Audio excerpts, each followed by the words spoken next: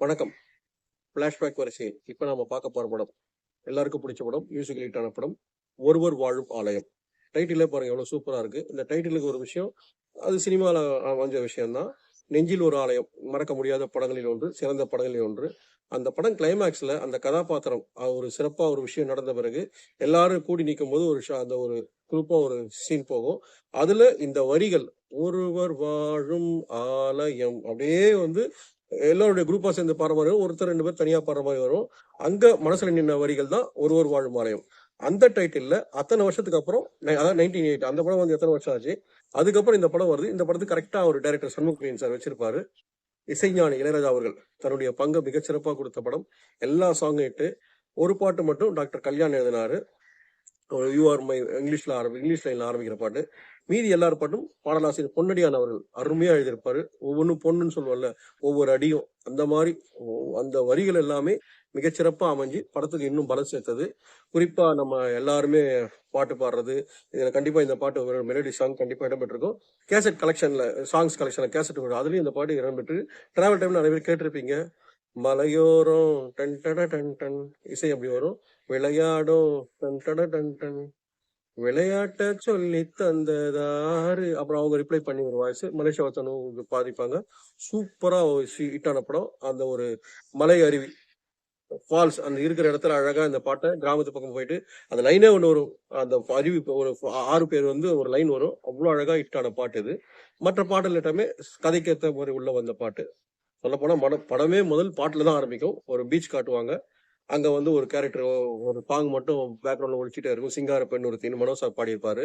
Travel வந்து Rahman sir character introducer, பிரபு sir character. இவங்க யாருமே தெரியாது, 2 பேரும் ஃப்ரெண்ட்ஸ். அதுதான் தமிழ் சினிமா சரி மற்ற சினிமா சரி, ஒரு 2 ஃப்ரெண்ட்ஸ் வந்து சம்மந்தமே இல்லாத ஒரு ஒரு பாண்டிங் ஏதோ ஒரு விஷயத்துல ஒற்றுமையா வந்தா அது கண்டிப்பா ஒரு சக்சஸான ஃப்ரெண்ட்ஷிப் தான்.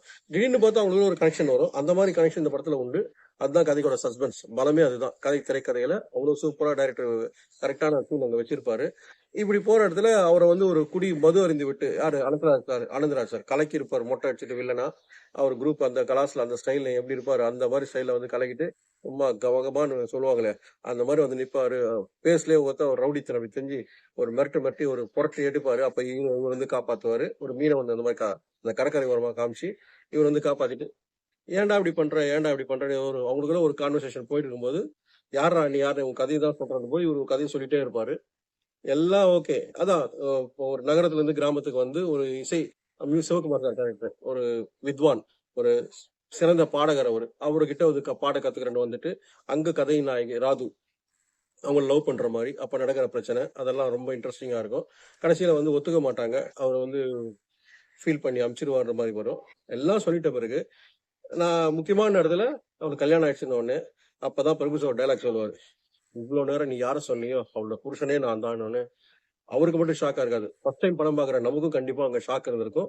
இதுக்கப்புறம் என்ன நடக்கும்னு ஒரு ஆர்வம். அதுதான் படத்தோட முழு வெற்றி. ஏன்னா இப்படி ஒரு 2 பேர் ஆயிடுச்சு, இதுக்கப்புறம் இவர் என்ன பண்ணுவார், ஆல்ரெடி ஒரு கோவமா இருக்காரு. ஏன்னா பொண்டாட்டி மேல ஏதோ ஒரு கோவத்துல சீன்லாம் வரும். நாம அப்படிதான் பதிச்சோம். இன்டர்வல்ல வந்து ஏதோ ஒரு ரிலாக்ஸ் பண்ணி அப்பெல்லாம் சம்சா ஃபேமஸ் அதெல்லாம் முடிச்சுட்டு நுறுக்கு தீனி சாப்பிட்டுட்டு உள்ள போய் உட்காந்து ஆர்வம் படம் பார்த்தா சூப்பரா கதை ஆரம்பிச்சு இவர் விளக்கம் சொல்லுவாரு. அந்த விளக்கத்தை அவர் ஏத்துட்டு பார்த்தா இவர் வந்து ஒரு யதார்த்தமான ஒரு கதாபாத்திரம் பிரபு சார் கேரக்டர். எல்லாம் கூடி குஞ்சு ஒரு கல்யாணம் பண்ணி வைக்கிறேன். இந்த பொண்ணு கல்யாணம் பண்ணி வச்சு அவங்கள பழி சொல்லிடுவாங்க. யாருக்காக இந்த லவ் மேட்டர் சொன்ன உடனே ரொம்ப வருத்தப்பட்டு சந்தேகம் வரும் இல்லையா, எனக்கு தேவையான்ட்டு வெறுத்துட்டு வர்ற மாதிரி வரும்.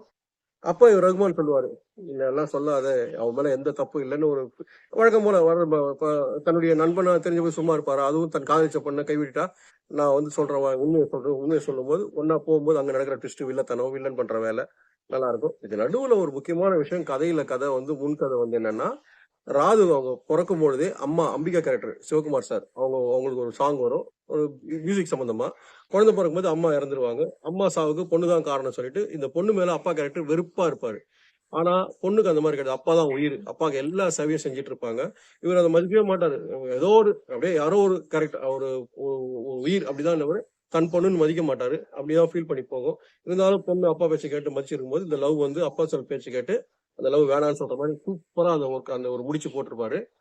எல்லாம் பண்ணிட்டு இந்த கல்யாணம் நடந்து இந்த மாதிரி நடந்து போன உடனே இந்த கிளைமேக்ஸ் வந்த உடனே அப்போ ஒரு கேரக்டர் இது ஒரு நான் என் பொண்ணுக்கு எதுவுமே செய்யல ஒண்ணு செய்யறேன்னு வரும்போது என்னன்னா, வெளிநாட்டுல இருந்து தமிழ்நாட்டுக்கு வந்துட்டு கர்நாடக பேஸ் இசை ஆராய்ச்சியில வந்து ஒரு பாட்டு கேட்பாங்க. இவரு சூப்பரா பாடுவார் இல்லையா? அப்போ ஒரு அழகான ஒரு பாட்டு, எல்லாருக்கும் பிடிச்ச பாட்டு தான். உயிரே உயிரே உருகாதே. அருமையான லைன். அந்த சொன்னேன் இல்லையா? தன்னால வந்த உயிர் மேல ஏதோ ஒரு உயிரா இருக்கு ஃபீல் பண்ணி ஒரு மதிக்க மாட்டார் இல்லையா? கரெக்ட்டா அந்த லைன உட்கார வச்சு சூப்பரா அந்த பாட்டு குடுத்திருப்பாரு. கரெக்ட்டா ஒர்க் அவுட் ஆகும். மீதி பாட்ட டாக்டர் பாடுவாங்க. அதான் அப்ப இசை வல்லுனர் மகள் அந்த சொல்லணுமா? அந்த மாரி அந்த பாட்ட பாடி அழகா முடிச்சிருப்பாங்க. அவரு கேரக்டர் அங்க முடியும். இவங்க வருவாங்க. தேடி வந்தவங்க பார்த்த உடனே, வில்லன் வந்து இப்ப அவருடைய வில்லத்தனம் காட்ட எல்லாம் சுமூகமா முடிஞ்சு, ஒத்துக்கிட்டு வணக்கம் போடுவாங்க. தமிழ் சினிமால இந்த படமும் ஒரு ஒரு வகையிலும் நல்ல படம்.